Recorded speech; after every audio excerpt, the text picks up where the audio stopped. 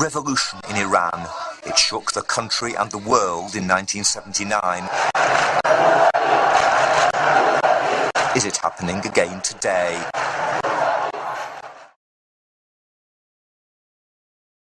The seeds of discontent were planted early in the Shah's reign. The most important natural resource, oil, was in British hands. The rights bought at the turn of the 20th century for a mere fraction of their true worth. The fiercely nationalist, democratically elected Prime Minister Mohammad Mossadegh, who had made it his mission to nationalize Iran's oil, threatened British control of the industry.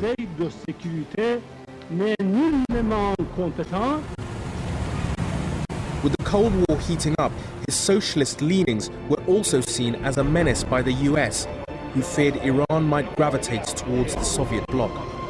The British and Americans agreed Mossadegh had to be removed. The CIA engineered coup of 1953 put the Shah firmly in power.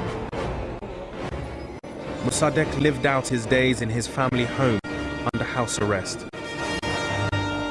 Iran's modern-day political hero was silenced, so was any talk of the former leader. In 1963, the Shah announced an ambitious modernization program. The so-called White Revolution included plans for land redistribution as well as extensive social reforms. And for the first time, women would be allowed to vote. The Shah, a lifelong fan of Western culture, appeared to be imposing Western ideals upon Iran. But these reforms were not well received by all in Iran.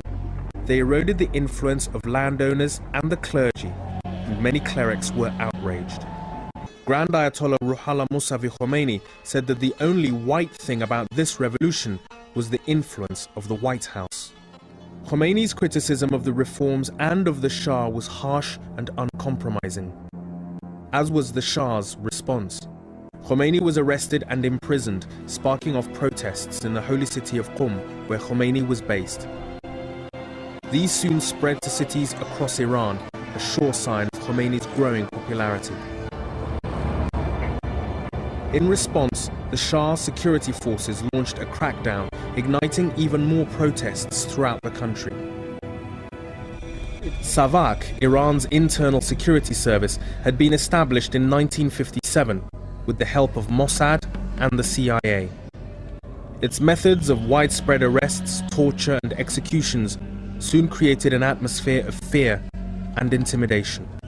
According to human rights groups, during the Shah's reign, around 1,000 political opponents were executed, with a further 4,500 imprisoned.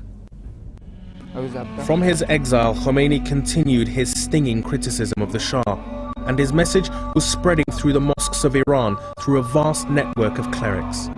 The protests quickly spread across Iran. Throughout the year, there was an ever-growing tide of strikes and demonstrations. Yet many of the protesters had little in common, apart from their implacable opposition to the monarch. By late 1978, it appeared that revolution was truly in the air. But even at this late stage, it was far from clear that the world was about to witness its first Islamic uprising. But the Shah was unable to lock up all of his opponents, and on the streets of Iran, the protests grew ever more vociferous. No longer were the crowds yelling, "The Shah must go." Now, screams of "death to the Shah" had become a common refrain in the streets of Tehran. On January the 16th, 1979, with the streets ablaze and his rule in tatters, the Shah fled the country, never to return. The stage was set for the return of Grand Ayatollah Khomeini after 16 years in exile. 2 weeks after the Shah's departure, Khomeini and his entourage prepared to leave Paris, bound for Tehran.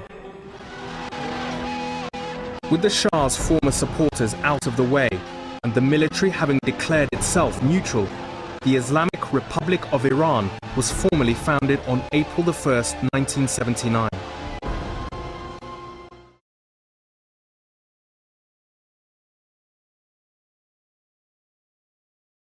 hundreds of thousands on the streets of Tehran last June, protesting that the hardline president, Mahmoud Ahmadinejad, had won a rigged election.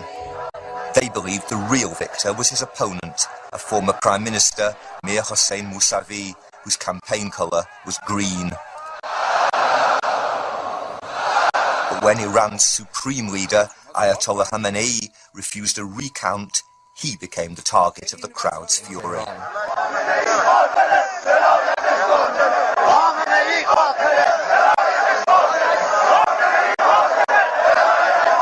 The protesters' leaders are among the founders of the Islamic Republic, senior politicians from within the system. But their supporters are now pushing them to become ever more radical. Supporters not only in relatively secular Tehran, but even in the holy city of Qom. In December, they buried Ayatollah Montazeri there, a founder of the Islamic Republic who later turned against its leaders. And the potential for violence in a divided state was shown at the end of last year, when at least 8 protesters were killed on the Shiite holy day of Ashura.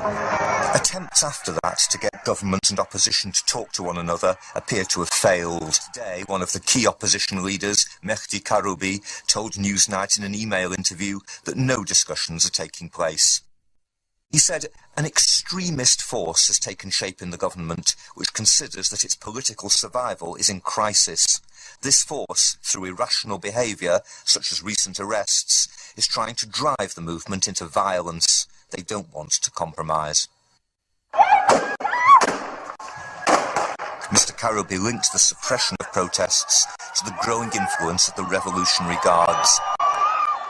He warned of the presence of men in boots, in politics, the economy and other affairs, and said the dimensions of this interference are now vast. This week the government will again claim that protesters are tools of the West. Despite that, the opposition's rhetoric is hardening. On his website, Mr. Mousavi now denounces the Islamic Republic itself.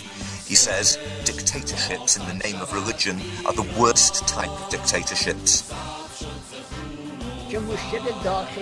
The state's hardening its stance too. At Friday prayers in Tehran, one leading Ayatollah called for more executions of opposition activists. Mass trials are being held, and 2 have already been hanged, with 9 others set to follow. Mr. Karoubi says that in the past few days there have been many arrests of young people, journalists and students. And many believe that he himself, along with Mir Hossein Mousavi, will be arrested after the anniversary. But the movement's not backing down.